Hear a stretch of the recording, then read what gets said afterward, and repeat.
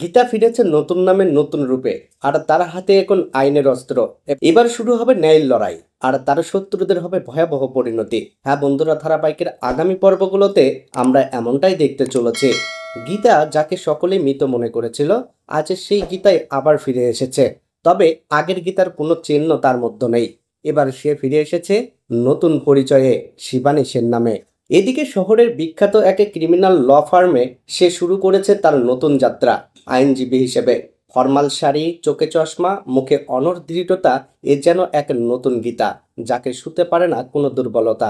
আর তার প্রথম মামলায় যেন বিধির নিধান, গীতা গাঙ্গুলির অস্বাভাবিক মৃত্যু। হ্যাঁ বন্ধুরা, নিজের মৃত্যুরই বিষাদ চাইতে এসেছে গীতা।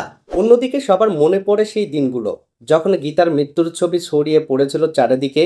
বস্তি কেঁদেছিল, মুখার্জি বাড়িতে উঠেছিল আহাহাকার, কিন্তু কেউ জানতো না চিতায় পুড়েছিল অন্য কারো দেহ। তারপরে শিবানী আদালতে হাজির করে ফরেন্সিক রিপোর্ট বলছে দেহটি গীতার নয়। আর পরের দিন সে বাজায় এক ভয়ঙ্কর ভিডিও, যেখানে ভূতের বেশে ধরে কাব্যার মুখ থেকে সে আদায় করে নিয়েছে চাঞ্চল্যকর স্বীকারোক্তি। কাব্যা বলছে, আমি প্ল্যান করেছিলাম, কিন্তু কৃপান ফেলে দিয়েছিল।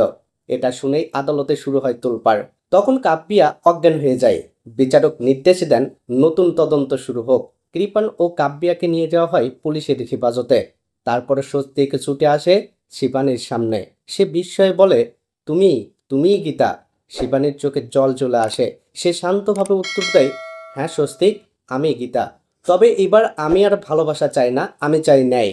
যারা আমার জীবন শেষ করতে চেয়েছিল তারা শাস্তি পাক। এই ন্যায় প্রতিষ্ঠাতেই আমার শান্তি। তাহলে বন্ধুরা, গীতার প্রতিশোধ কি শেষ, নাকি এটি কেবল থেকে শুরু?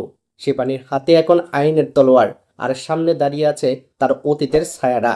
পরবর্তী পর্বে কি ঘটবে তা জানার জন্য অবশ্যই চোখ রাখুন আমাদের চ্যানেলে আর আমাদের ফেসবুক পেজে।